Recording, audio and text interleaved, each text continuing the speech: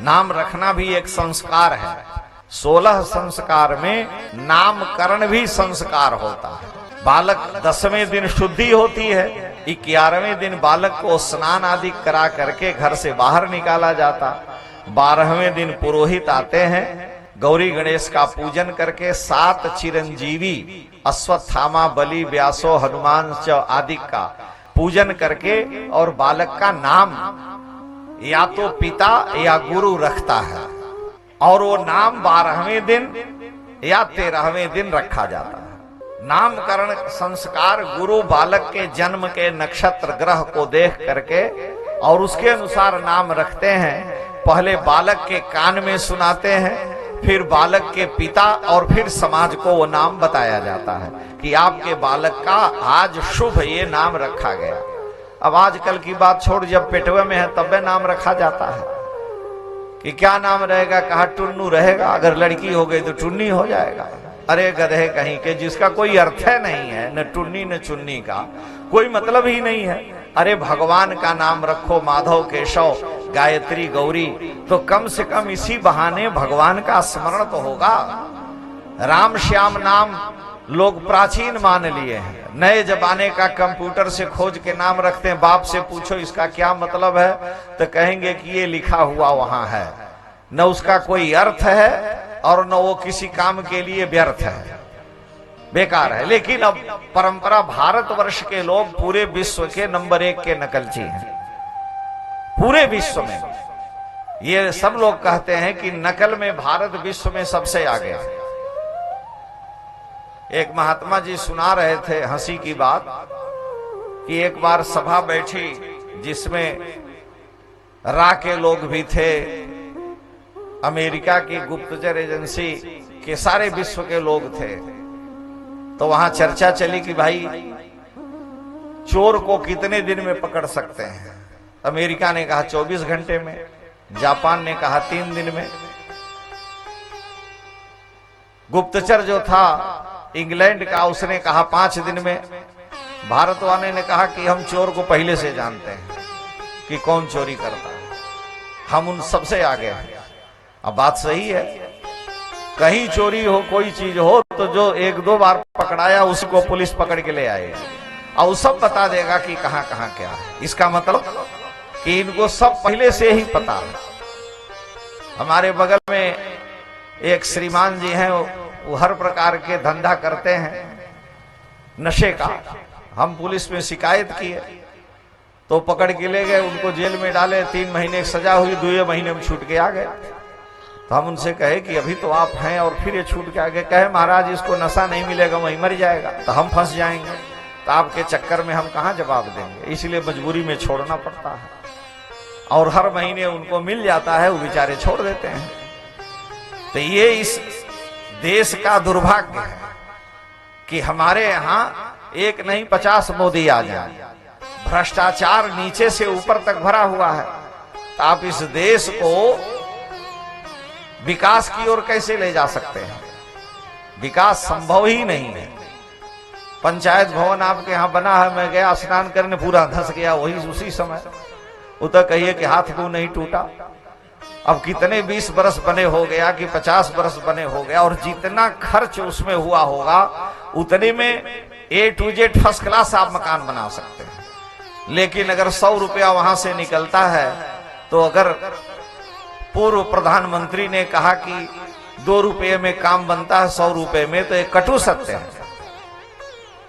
जिनको सरकार वेतन देती है, सारी सुविधा देती है, लेकिन बिना लूट के पेट नहीं भरेगा, और उसके बाद हम धर्मात्मा कहलाते हैं। तो इस देश का विकास कैसे होगा? 200 वर्ष पुराने जो लोहे के पुल हैं अंग्रेजों के समय के, वो आज भी कायम है, उस पर गाड़ियां चल रही हैं। और आपके यहाँ 50-60 वर्ष में जय सिया राम। इसका कारण क्या है? आपका दोष है कि हमारा दोष है? कि जो शासन में बैठे हैं उनका दोष है। लोग सोचते हैं कि हमारा लड़का जर मर के एक बार IAS हो जाए। IAS का वेतन कितना? अरे 1.5 लाख 2 लाख है, लेकिन लूट के खाएगा कितना? 5 करोड़ 6 करोड़ महीना।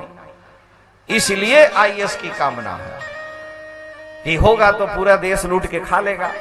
कई पुस्त तक यही करेगा, चाहे कोई नाराज हो या प्रसन्न हो, जो यथार्थ है। एक जगह डब्बा बन रहा था, मैं गया पूछने रेलवे का, जिसमें बैटरी रखी जाती है। तो हमने उनसे पूछा कि हमको भी छत के ऊपर बनवाना है। उन्होंने कहा महाराज 10 बाई 10 का हम आपको 1.5 लाख में बना के दे देंगे। हमने कहा यहाँ कितने का बना रहे हो? क्या यहाँ 3.5 लाख का है, क्योंकि ऊपर से नीचे तक पैसा देने के बाद 1.5 लाख में हमको बना रहे हैं, लेकिन है यहाँ पैसा 3.5 लाख पर हम दस्तखत किए हैं, बनेगा 1.5 लाख में। तो अंधेर नगरी चौपट राजा, टके शेर भाजी ठके शेर खाजा। जोगी मोदी बेचारे क्या करें? आप ईमानदार बने रहो, नीचवा सब चोरकट है, तो होगा कैसे? ये देश का दुर्भाग्य है। इसलिए हमें नकल नहीं करनी चाहिए, हम अपने धर्म का पालन करें, जो जो कर रहा है वो करें। हम अपने बच्चों को संस्कारित करें, उनको वो नाम दें जो हमारी वैदिक ऋषि परंपरा में है। झंडा लेके चलते हैं सनातन धर्म का, और एक व्यक्ति पीछे रह गया तो चिल्ला रहा, अरे टिंकुआ, अरे टिंकुआ। अरे तुम सनातन धर्म का झंडा लेके चल रहे हो, जय श्री राम बोले तो टिंकू कहां से आ गए उसमें? उनको राधे कहो, गोविंद कहो, केशव कहो, माधव कहो, लेकिन नहीं।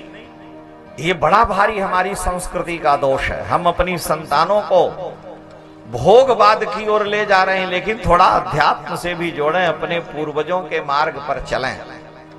और ये दोष दूसरे का नहीं, बालक का दोष थोड़े ही है, उनके माता पिता का दोष है, वो उसको संस्कारित नहीं करते हैं।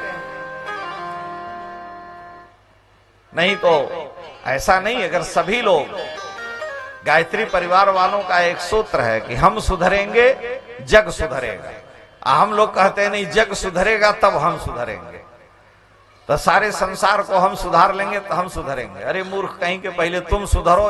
हर व्यक्ति ये सोचे कि हम अनाचार व्यभिचार दुराचार नहीं करेंगे तो अपने आप ये विश्व जगत गुरुत्व को प्राप्त कर लेगा, लेकिन नहीं। आपको एक घटना सुना रहे हैं। हमारे यहाँ बिजली वाला आता था मीटर रीडिंग करने, तो कहा हमको 500 रुपया दीजिए, आपका मीटर रीडिंग कम कर देंगे। हम मना कर दिए, लेकिन हमारे जो व्यवस्थापक थे वो कहेगी अरे 10,000 का बिल आएगा और 3,000 ये लेगा, तो 500 देने में क्या हानि है? मेरी नहीं चलती थी, मैं सत्य घटना सुना रहा हूं। तो जब तक वो थे तो 500 दें, अब बिजली का बिल 3,000 आ रहा है। और ज्यों ही उनका शरीर छूटा, हमने सब मोटर में तार लगा के जला उला दिया, सब मीटर उटर जल गया। पेनाल्टी दिए, नया मीटर लगाए, हमने बंद कर दिया। हम चोरी नहीं करते। 20,000 30,000 बिल आता है, देते हैं, लेकिन चिंता कोई नहीं है, टेंशन नहीं कि हम पकड़ जाएंगे, कोई कुछ कहेगा। तो हमको स्वयं अपने में नैतिकता लानी पड़ेगी। पर उपदेश कुशल बहुतेरे, जे आचरण ते नर न घनेरे। दूसरे को उपदेश देना बड़ा सरल है, लेकिन आचरण में लाना बड़ा कठिन है। ये हम बता रहे हैं, इसलिए कम से कम हम इतना तो कर ही सकते हैं। इसमें हमारा क्या खर्च है कि अपनी संतानों के नाम अपनी वैदिक सनातन परंपरा के अनुसार रखें।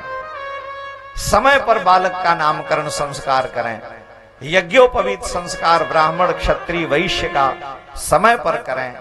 ये तो इतना हम कर ही सकते हैं, इसमें आपका कोई खर्च नहीं है।